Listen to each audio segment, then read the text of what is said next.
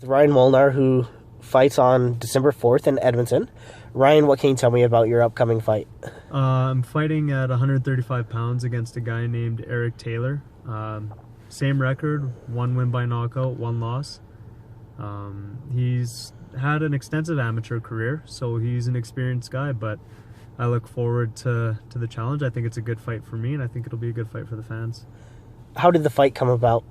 I remember just because I took some time off, I was working, I was still in the gym, but I'd come and watch the fight cards as always. And, I saw him fight a few times, and, people asked me what I thought about it and thought it'd be a great fight for me. So that, eventually got around to Eric, and he messaged me on Facebook saying, heard you want to get it on, so if you're up for it, let's do it December 4th. I said, sure. And you've been away from the ring for 2 years. What has been the reason for being away for so long?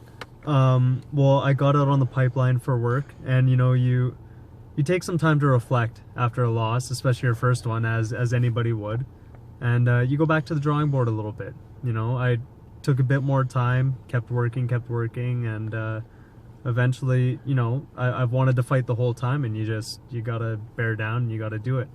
Otherwise, you're going to keep saying, well, I should fight the next card, or I should fight the next card. But that's the thing, is I've always been in good shape, never been tremendously out of weight. I'm always in the gym, so I haven't missed a beat. And how's your training camp going? My training camp has been awesome. I've actually been sparring with Kai Sabo for the beginning of the training camp, Anthony Lassard, a few other wonderful amateurs that have a good shot at the Olympic qualifiers this year. So I'm in shape. I feel like it's the best shape I've been in my last 2 fights. And your fight is just less than a week away. How are you on making weight?